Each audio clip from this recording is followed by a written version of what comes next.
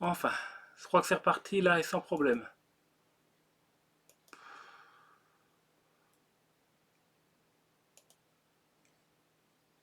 Euh, oui, c'est bon, ça allait. Attendez, je regarde, c'est besoin du retour vidéo.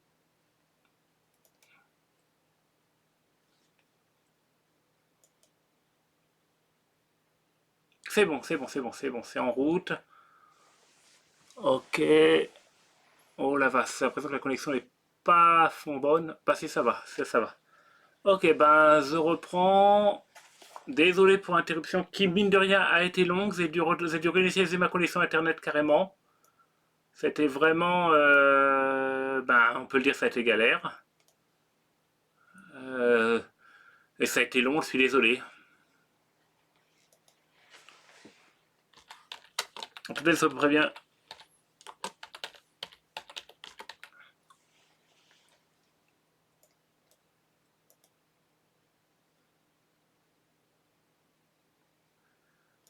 Donc, j'en vais en profiter ben, pour répondre à la question à laquelle j'étais en train de répondre.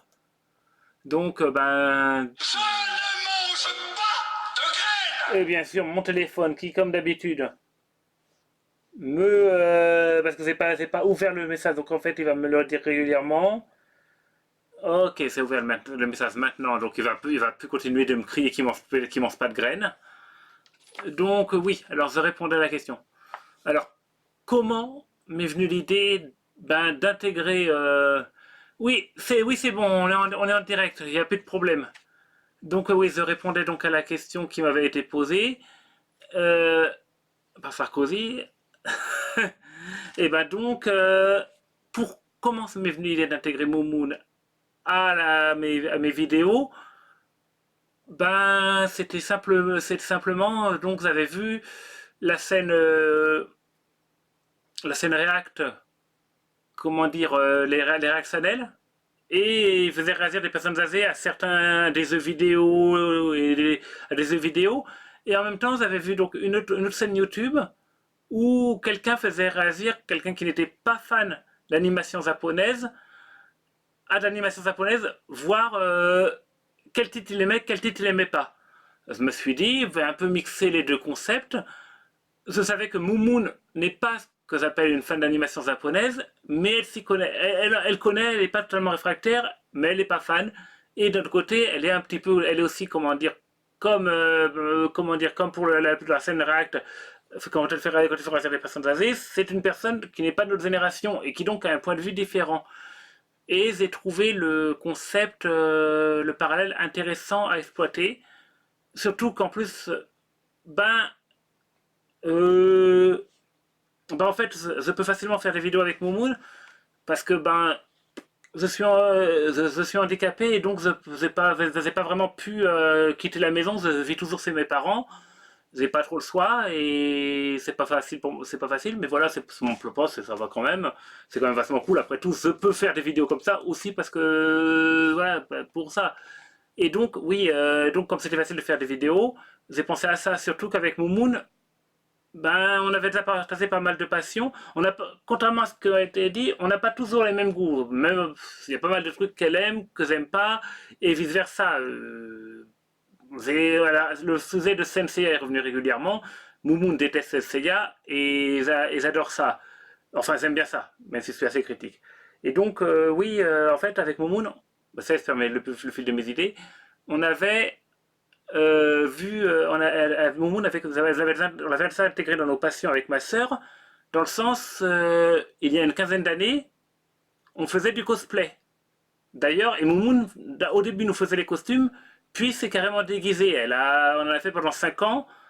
À l'époque, dans les conventions, dans les premières dans les 3 ou 4 premières éditions de la Japan Expo et à l'Epitanime, on était même sacrément connus parce que comme Moumoun est une très bonne couturière, ben, nos costumes étaient vraiment pas mal. On a remporté à plusieurs reprises les premiers prix des concours de cosplay.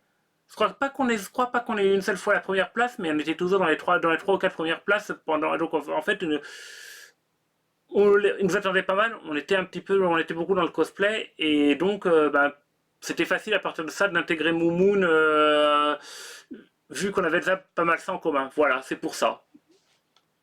Et voilà. Bon, bah, allez, Mom, vous avez fait assez patienter ceux qui attendent la reprise de la lecture. Je reprends. Donc, on était au chapitre 5. L'après-midi était déjà bien avancé lorsque Lobakar accompagna son oncle et Yann Solo jusqu'au Faucon Millennium. À côté de lui, les humeaux bavardaient gaiement, sans se préoccuper de la chaleur écrasante de la jungle. Pourtant, le Wookiee sentait leur tension. Yann allait leur manquer autant que lui manquerait son oncle Chewbacca, sa mère et le reste de sa famille qu'il avait laissé sur Kashyyyk. Lobaka parcourut la clairière du regard. Il se sentait encore mal à l'aise dans les espaces dégagés. Sur sa planète, les cités étaient bâties dans les arbres sur de grosses branches entrelacées. Même le plus courageux des Wookiees s'aventurait rarement sur le sol inhospitalier de la forêt. Pour Lobaka, la hauteur restait synonyme de civilisation, de confort et de sécurité. Et même si les énormes arbres massassis étaient 20 fois plus hauts que le reste de la végétation de Yavin 4, ils ressemblaient à des bonsaïs à côté de ceux de Kashyyyk. Le Wookiee se demandait s'il trouverait sur cette lune un arbre assez grand pour se sentir en sécurité. Perdu dans ses pensées, il sursauta en s'apercevant qu'ils étaient arrivés près du Faucon Millennium. Je n'ai jamais eu l'occasion de faire de vol-test avant un combat, mais c'est une assez bonne idée quand on en a le temps, dit Yann en adressant un sourire désarmant aux trois adolescents. Si vous n'êtes pas trop occupés, vous pourriez nous donner un coup de main. Génial, s'exclama Zena. Je m'occupe de l'hyperdrive. Elle s'élança vers la robe d'accès, mais s'arrêta une milliseconde pour poser un baiser sonore sur la joue de son père. Merci, papa, tu es le meilleur. Un grand sourire fendit le visage de Yann Solo. Et toi, Louis, tu as une préférence demanda-t-il au Wookiee. Ah non, c'est pas. Oui, c'était. Oui, donc c'était pas. Et toi, Louis, tu as une préférence demanda-t-il au Wookiee. Celui-ci réfléchit un instant avant de grogner sa réponse. Maître Lobaka aimerait inspecter votre système informatique pour pouvoir lui dire où aller, traduisit DTM. Yann jeta un regard en coin à Chewbacca. Je croyais que tu avais préparé ce truc, dit-il en désignant le droïde au menton, du menton. Le Wookiee haussa les épaules, poussa un aboiement menaçant et recourut à la procédure de réglage numéro 1. Il saisit le petit objet ovoïde et le secoua à lui en décrocher les circuits. Oh, pauvre de moi, gémit DTM. J'aurais sans doute dû être plus précis. Maître Lubaka exprime son désir d'effectuer les vérifications pré-test sur votre système informatique. Bonne idée, mon garçon, acquiesça Yann en se frottant les mains. Zassen, tu t'occupes de la coque extérieure? Regarde si quelque chose s'est nissé dans les conduits d'aération au cours des dernières heures. Moi, je vais vérifier le système de survie. Si oui, tu prends la soute? Ce disant, il fit un clin d'œil au Wookie. Lubaka le surprit et se dit que ça devait être un signal arrangé entre les deux amis. Quant à savoir lequel, il se demanda s'il comprendrait un jour les humains aussi bien que son oncle. Louis effectua toutes les procédures de pré-test 2 fois. Non parce qu'il pensait avoir oublié quelque chose la première, mais parce que, le sommet des arbres mis à part, il ne se sentait nulle part aussi bien que devant un ordinateur. Pendant ce temps, Yann Solo avait vérifié le système de survie et s'était attaqué au générateur de secours du vaisseau. Apercevant Lubaka, il s'essuya les mains sur un siphon graisseux, roula celui-ci en boule et leva l'index comme si une idée venait de lui traverser l'esprit. « Pourquoi n'irais-tu pas donner un coup de main à ton oncle pendant que je finis ici ?» dit-il avec un sourire encore plus en coin que d'habitude. Le Wookiee se demanda ce qu'il mijotait, mais les humains étaient décidément trop difficiles à comprendre. Avec un haussement d'épaule, il se dirigea vers la soute. « Excusez-moi, maître Lubaka, Piepa DTM. Mais pensez-vous avoir besoin de mes services au cours des minutes à venir ?» Le Wookiee grogna une réponse négative. « Alors, si vous le permettez, je vais entrer en cycle de récupération. En cas de problème, n'hésitez pas à m'interrompre. » Louis assura DTM qu'il n'y manquerait pas. Il découvrit son oncle à moitié enseveli sous une pile de caisses et de paquets. Il était en train de vérifier les trappes de sécurité. Visiblement, Lando Calrissian avait besoin d'une grande quantité de matériel pour sa nouvelle mine. Malgré l'exiguïté de la soute, Louis prit une profonde inspiration. Il adorait ces mélanges d'odeurs à nul autre pareil. Huile, carburant, métal poli, ration standard et sueur de Wookiee. Le mal du pays s'embarra de lui. À l'académie de Jedi, il aurait très rarement accès à des vaisseaux ou à des ordinateurs, des TM mis à part. Peut-être pourrait-il se consoler en grimpant en haut des arbres et en s'imaginant qu'il était encore sur Kashyyyk. C'est exactement ce qu'il ferait après le départ du Faucon Millenium, mais pour l'instant, il avait encore du pain sur la planche. Il demanda à son oncle comment il pouvait l'aider et entreprit de vérifier une pile de connecteurs. Au milieu se trouvait une étrange machine mal enveloppée, si mal même que le tissu qui la couvrait glissa à terre dès que Louis en éprouva la solidité. Bouche bée, le Wookiee contempla la petite merveille qui s'offrait alors à ses yeux. Bien que démontée, la navette était encore très reconnaissable. C'était un ancien modèle, un T-23 avec des commandes identiques à celles d'une Helix, mais avec des ailes en trièdre, un siège passager et un minuscule coffre à l'arrière du cockpit. Sa carrosserie bleu métallique avait souffert du passage des ans, mais le moteur semblait encore en état de marche. Sentant le regard de son oncle posé sur lui, Louis leva les yeux. Chewbacca lui demanda ce qu'il pensait de la navette. Celle-ci était compacte et bien conçue. Il ne faudrait pas beaucoup de temps pour la remonter.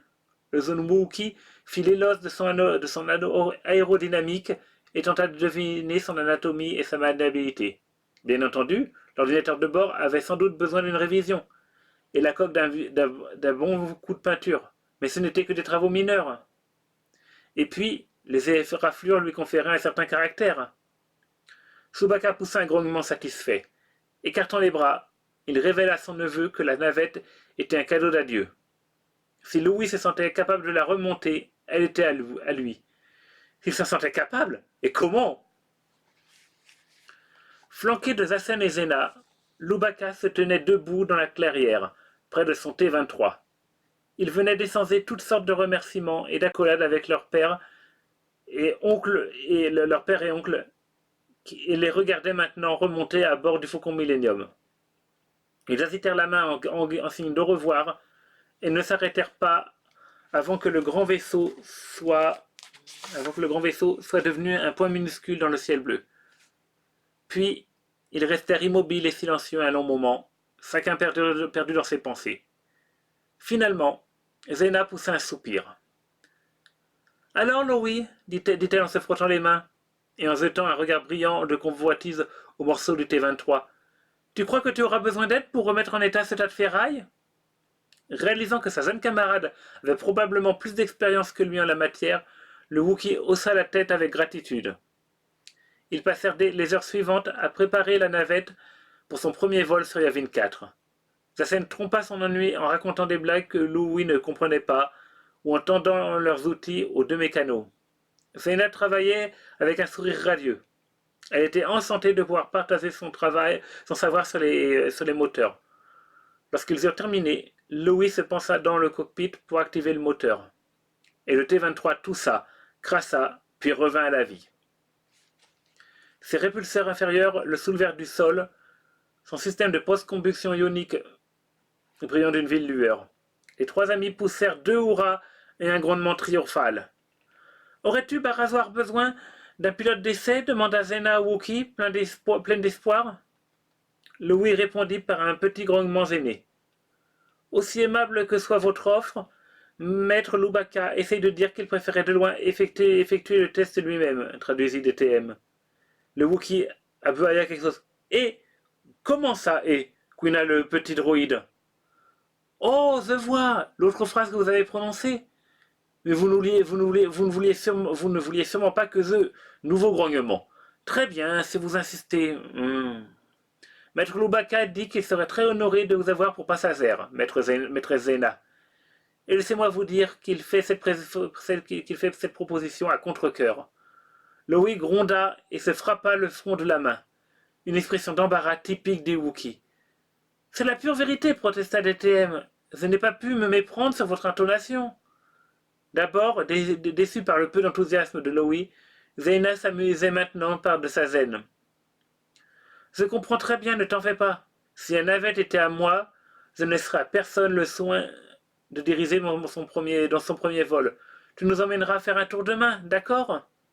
Soulagé de voir que ses deux amis n'étaient pas fâchés, Lubaka acquiesça avec empressement, sauta sur le siège du pilote et boucla son harnais de sécurité. Le bourdonnement du moteur couvrit la petite voix métallique de DTM. Le Wookie agita la main en guise de salut, accéléra un grand coup et fonça vers les profondeurs de la jungle. Le T-23 se révéla facile à manœuvrer, et Lubaka fut tout de suite conquis par les sensations de vitesse et de liberté que lui procurait son nouveau moyen de transport. Pourtant, quelque chose lui manquait encore, une chose à laquelle il avait pensé toute la journée, des arbres. De bons arbres bien hauts et bien sûrs. Une demi-heure plus tard, très loin de l'académie Jedi, il atterrit dans les branches supérieures d'un arbre. Les frondaisons n'étaient pas aussi élevées que celles dont il avait l'habitude, l'air semblait plus léger et les odeurs de la jungle, bien qu'agréables, différaient considérablement de celles des Kashyyyk. Malgré tout, Loï se sentit plus en paix en cet instant que depuis son arrivée sur la Yavin 4. Zassen avait dit qu'on jouissait d'une belle vue depuis la plateforme du temple, mais ce n'était rien à côté de celle dont bénéficiait le Wookiee sur son perchoir. L'horizon s'étendait à perte de vue dans toutes les directions. Vers le ciel, la géante gazeuse, vers les arbres et les ruines qui l'abritaient, Louis admira le fleuve languissant, la végétation inhabituelle et ses animaux étranges. Puis il poussa un soupir de soulagement. Il existait donc un endroit sur cette lune où il pourrait trouver la paix et la sérénité, et penser à sa famille et à sa planète natale. Tandis que la lumière du coussant s'infiltrait entre les branches, un scintillement lointain attira le regard de Louis. Il se demanda d'où cette lueur pouvait provenir, car elle n'avait ni la couleur de la végétation ni celle des ruines. Elle était reflétée par un objet brillant aux formes géométriques, apparemment coincé dans un arbre. Le Wookiee se pencha pour mieux voir et regretta de ne pas avoir emmené une paire de maquereaux jumelles. La curiosité le démangeait. Il avait envie de s'approcher, mais la prudence l'emporta. La nuit était en train de tomber, et puis, si cette chose avait tant d'importance, quelqu'un se serait sûrement préoccupé de son sort avant. Cela dit, elle ne devait pas être visible du sol, et il semblait peu probable que les étudiants s'aventurent aussi loin du temple pour le seul plaisir de grimper dans les arbres. Non, il venait sans doute de faire une découverte. Le cœur battant, il prit mentalement note de la position de l'objet. Il reviendrait l'examiner à la première occasion. Et on s'arrête là. Alors, qu'est-ce que vous en avez pensé? Moi, personnellement, là, je trouve que ça commence à... Là, vous appréciez le passage où, comment dire, où il est dans les arbres, là, à la fin, et il contemple les choses. C'est reposant, c'est s'apprécie. Et autant vous le dire, là, c'est là vraiment maintenant que le roman va vraiment commencer. À presque la moitié du roman, parce que bon, c'est des romans courts, mais bon, voilà, je vous l'ai dit, faut prendre le temps. Mais voilà, ben, c'est tout sympathique. Ben, moi, je vais vous laisser maintenant, et puis, parce que là, mine de rien, j'ai mon Xbox 360 qui a cramé il y a quelques jours, mais elle m'a fait un Ring of Death. Et pourtant, c'est la deuxième génération, mais bon, les 360 ne sont pas très fiables. Et comme elle me sert de lecteur DVD principal dans ma chambre, bah là j'en ai resté une autre et je vais devoir la brancher. Donc je vous laisse encore du boulot avant d'aller me coucher. Et puis bonne nuit. Dès que possible, je vous referai la lecture. De toute façon, je prends beaucoup de plaisir à le faire, même si ça donne soif.